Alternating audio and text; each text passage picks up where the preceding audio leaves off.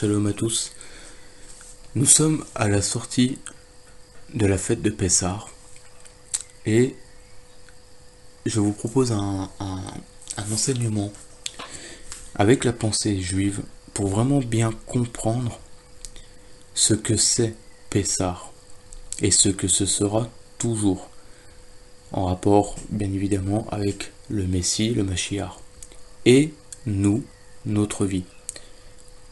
Et dans cet enseignement qui peut être difficile à comprendre, je vous invite à aller le rechercher sur Tempi El Betel euh, pour retrouver l'enseignement en entier. Mais euh, notre frère nous explique la délivrance de l'Égypte, mais personnelle, pour nous. Et il va prendre l'image d'un enfant, d'un fœtus, et de la naissance. Et comme on le retrouve dans la parole de Dieu, quand nous venons à, à Dieu, c'est une nouvelle naissance pour nous. Donc voilà, je vous donne cette petite précision pour vous donner un peu la ligne directrice de cet enseignement pour vous aider un peu à comprendre. C'est vrai que quand l'enfant est porté, soit il est aimé, soit il est détesté, soit il n'est pas aimé. Donc on lui crée des déficits de base quand il est voulu. Regardez, quand Abraham souffrait du fait que sa femme était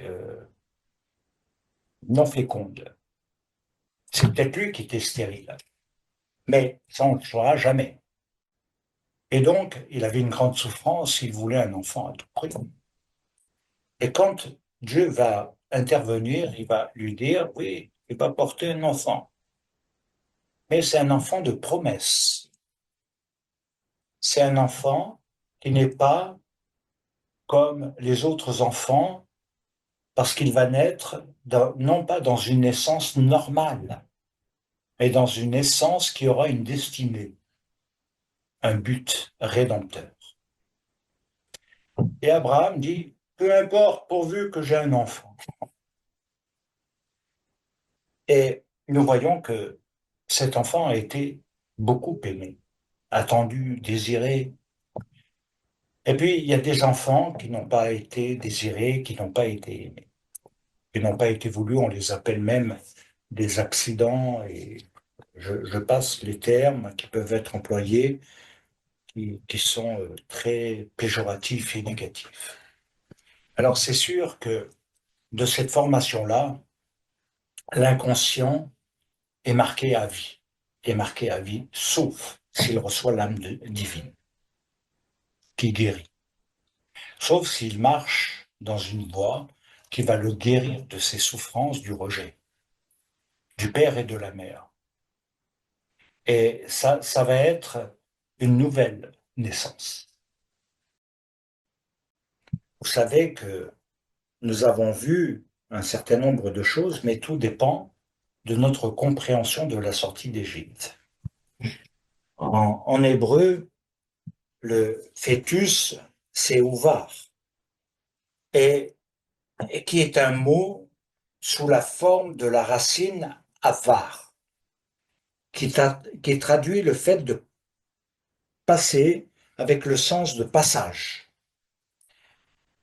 Il va donner un autre élément plus concret quand il dit ce passage, c'est le sens de traverser, comme les Hébreux, d'une rive à une autre, d'un lieu à un autre, sortir pour entrer.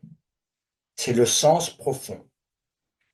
Et cette racine verbe, elle veut dire tout simplement qu'à la fois c'est passé son passé. Vous avez capté? Passer son passé. Traverser, c'est passer son passé. C'est quelque chose qui nous amène véritablement dans la vraie signification, la plus profonde que nous puissions avoir, même si parfois ça peut nous sembler opposé. Ce que nous devons retenir, c'est aussi le thème qui est lié à Israël, je vous le donne très brièvement, par rapport à l'exil, de l'exil à la délivrance finale, où on parle souvent des douleurs de l'enfantement de Mashiach, et que les temps où Mashiach va régner sont des temps d'enfantement. Mais avant les temps d'enfantement, il y a le temps de Évlé Mashiach, les temps prémessianiques, et toutes ces douleurs, et toutes ces douleurs qui vont se vivre dans le monde, dans les nations, qui vont se vivre au travers de tout ce que nous pouvons voir aujourd'hui, eh bien, sont inévitables. Elles passent aussi par trois phases. Édom, elles passent par Ishmaël et elles passent par le Erev Rav. Et donc, elles nous amènent à comprendre qu'il y aura l'enfantement du royaume de Dieu, mais que ceci n'est pas gagné. C'est un combat spirituel. C'est le thème de la délivrance, parce que nous parlons également de cela par rapport au Messie. Parce qu'il est écrit, les douleurs d'une femme en travail lui arrivent. C'est écrit dans Osée 13 et le verset 13. Il est dit par ailleurs, toute délivrance dans la Torah, la Bible, et notamment dans la pensée d'Israël, que c'est une naissance. Il est dit, c'est ainsi que Tzion a été en travail et qu'elle a donné naissance à ses fils. Ésaïe 66, 8. Et pour marquer la fin de l'exil et de l'esclavage, autrement dit de tout asservissement dans les nations, il nous est dit, les enfants sont près de naître, mais point de force pour enfanter. Ésaïe 37, 3. Ce qui veut dire qu'avant la naissance, il y a cette vie fétale. Mais il y a aussi un autre mystère que nous n'avons pas abordé et qui peut-être aurait demandé peut-être trop de temps pour maintenant par rapport au développement. C'est qu'il y a un mystère réel. Quand je dis, par exemple, à Jérémie, je te connaissais bien avant que tu n'eusses été formé, je te connaissais déjà. Je te connaissais dans tout ce que tu allais être. Je te connaissais dans ta destinée. Alors bien sûr, on aime bien se rappeler cela, et même à Moshe, il a dit des choses un peu similaires, et ça c'est un mystère. Parce qu'il dit, avant que tu n'eusses été formé, avant que tu n'eusses existé en tant qu'embryon, avant qu'il y ait eu même ton père et ta mère, je te connaissais déjà. Je savais déjà qui tu étais. Pour moi, c'est un mystère extraordinaire. Est-ce qu'il démontre qu'il n'y a pas d'accident d'existence? C'est parfois des vécus qui sont ratés, parce qu'on n'a pas trouvé notre chemin en Dieu, parce qu'on n'a pas compris cette âme nouvelle. Pessar, comme je vous l'ai dit, c'est tout le sens qu'on vient de voir, c'est sortir de l'Égypte pour entrer dans la terre d'Israël, la terre des promesses. Et il va y avoir cet itinéraire. Et là, on est dans une nouvelle naissance. On est dans une naissance nouvelle. C'est le sens même de Pessah dans toute l'histoire d'Israël. On sort de la mort, on sort de l'impureté, on sort de l'esclavage, on sort de l'asservissement pour servir Dieu.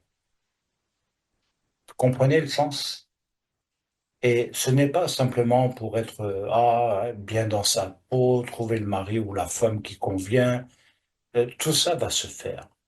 Mais il y a plein de choses qui doivent être construites. Et c'est pourquoi ce mystère me touche, parce que je ne sais pas si ça vous est déjà arrivé, ça m'est arrivé plusieurs fois dans ma vie, d'avoir le sentiment que Dieu savait, me connaissait déjà bien avant que j'existe.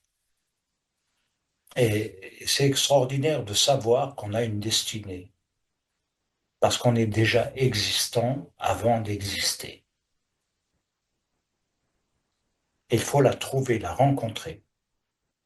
Alors bien sûr, beaucoup de gens peuvent tenter de pallier par toutes sortes d'artifices de la vie, alcool, drogue, médicaments, euh, et j'en passe, perversité et autres.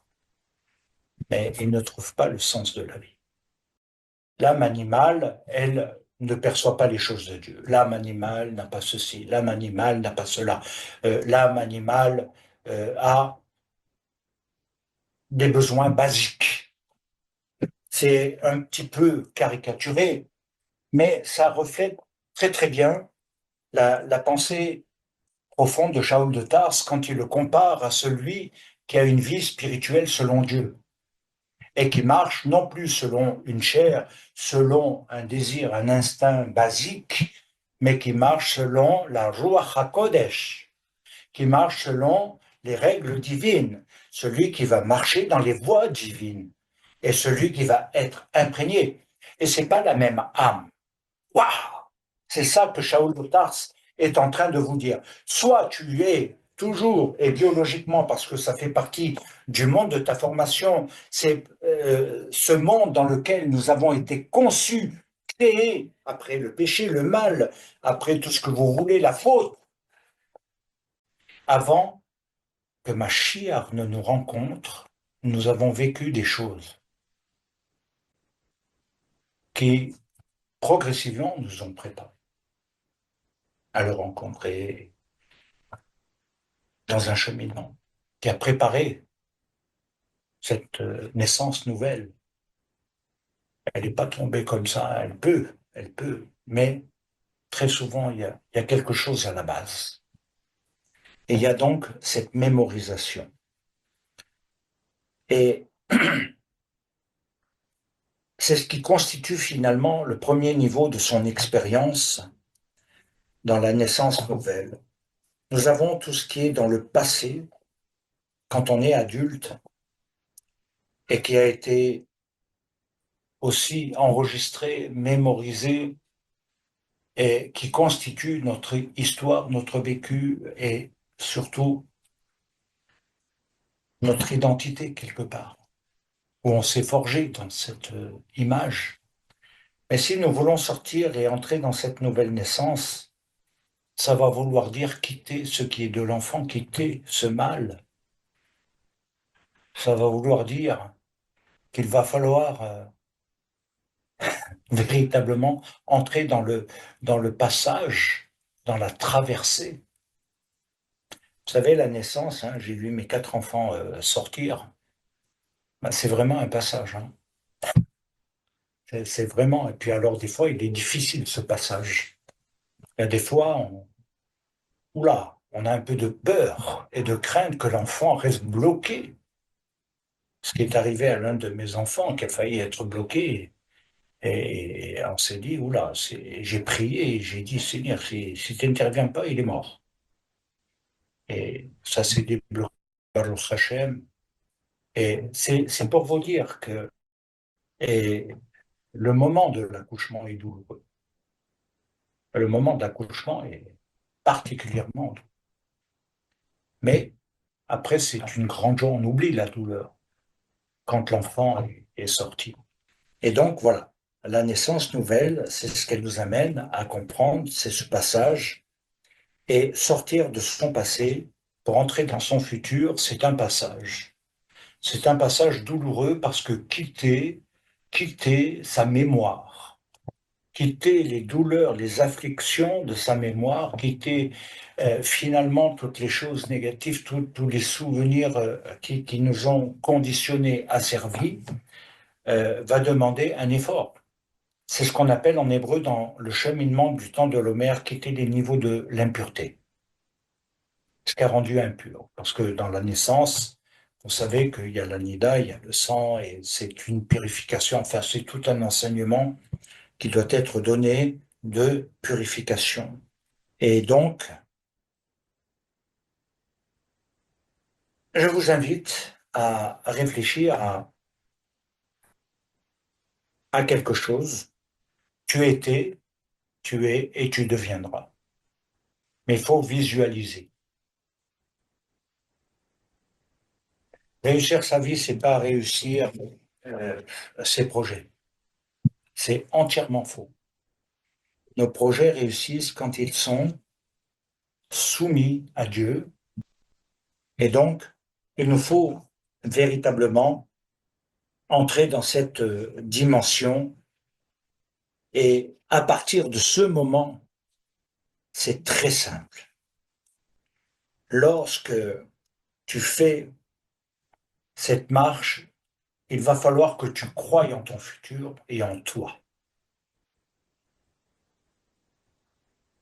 Et non pas te déprécier, non pas dire ah mais je suis pas capable ou alors je suis trop capable. Vous savez, vous avez les deux extrêmes. Et, et il faut croire dans le projet divin. Si Dieu a un projet, il faut y croire. Et y croire, ça veut dire je vais tout faire, tout mettre en œuvre dans ce qui est dans ma vie pour qu'il réussisse, qu'il aboutisse, qu'il se développe. Et non l'avorter en cours de route. Et non l'oublier. Alors ça veut dire que derrière, Yeshua le formulait ainsi, tu veux guérir, mais il te sera fait selon ta foi. C'est un choix. Comme le fœtus, il faudra apprendre à écouter et reconnaître la voix de Dieu par rapport à des voix artificielles des hommes, qui très souvent se présentent comme des bons conseillers, mais sont de très mauvais conseillers. Un bon conseil n'écoute jamais les bons conseils. Et vous verrez que apprendre à faire le tri, c'est un art. C'est le discernement aussi, mais c'est un art pour ne pas se laisser détourner. Donc, nous devons comprendre qu'il y a des voies artificielles extérieures. Ce qui crée l'harmonie doit être dans notre relation avec Mashiach. Passer d'une vie, si je puis dire, intra-utérine à extra-utérine. Voilà, c'est véritablement le secret. Et derrière, il y a beaucoup d'éléments qui vont devoir trouver leur place sur le comportement, le caractère et la vie. Parce que tout est en formation, vous voyez. Puis après, tout se forme et tout s'acquiert. Et avec les âges, les maturités, dans les expériences. C'est aussi, et on doit le dire, le concret de l'enjeu, celui d'être dans une véritable naissance nouvelle. Et dans ce temps de Homère, et quelque part, tout doit se former à nouveau sur la base de notre Dieu, de la Bible, de la Torah. Non pas dans l'âme animale, mais dans l'âme et souffle de vie. La Ruach HaKodesh, qu'on appelle l'esprit de vie. Alors il est dit dans notre pensée que l'homme est un monde en soi, ce qui signifie tout simplement que se reconstruire dans cette naissance nouvelle, c'est entrer dans la et sa, ses guérisons.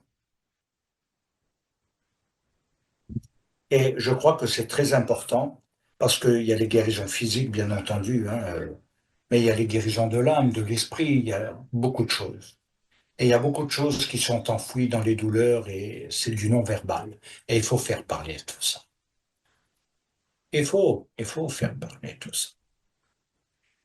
Alors, si on veut bien regarder ce que dit Israël, entre guillemets, et dans le sens des paroles de notre Mashiach, de notre Messie, tout s'enracine au cœur de notre âme, c'est-à-dire que, à la base, chaque embryon reçoit la connaissance et la sagesse.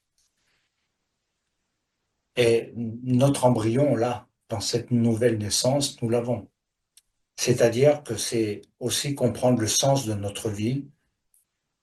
Alors, la pensée juive dit, c'est la sculpter, la construire et lui donner forme et expression. Une nouvelle vie, une nouvelle forme de dimension de vie, une naissance nouvelle. Sortir maintenant un petit peu de cet enfermement, asservissement du passé. De développer une mentalité nouvelle. Et c'est possible, croyez-moi. Alors que Dieu vous bénisse. Je voudrais juste rajouter un mot pour la fin. Je crois vraiment que cette sortie d'Égypte, cette fête bien particulière pour nous, chrétiens, Pâques, et pour les juifs également, Pessah, c'est une période de délivrance, c'est une période de changement de vie, de processus. Quand on revient à Dieu, on a toujours notre vieille nature qui est là, notre passé qui est là. Dieu peut faire des miracles, oui, mais on a des blessures qui demeurent. Et je crois sincèrement que Dieu laisse ces blessures, en quelque sorte, dans nos vies, pour que ce soit à nous de venir vers lui et de vouloir la guérison. Parce que qui dit vouloir la guérison, dit vouloir se rapprocher de Dieu, vouloir avoir la foi en Dieu et avoir pleine confiance en Dieu. Et je parle en connaissance de cause parce que le Seigneur m'a vraiment étonné dans la joie parce que j'ai eu ces derniers temps une période difficile sur moi-même. Et en écoutant ces enseignements de Rav Emmanuel justement, que je tenais à vous partager, j'ai compris qu'en fait on est dans cette période-là où je crois vraiment que le Seigneur veut délivrer, veut guérir des blessures, mais c'est pas des délivrances pour faire du spectacle.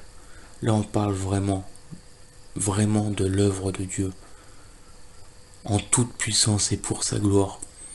C'est l'intérieur de nous-mêmes qui veut aller travailler. C'est l'intérieur qui veut, comme le disait Rav, il disait, il y a des blessures qui ne sont pas exprimables, mais il faut les exprimer.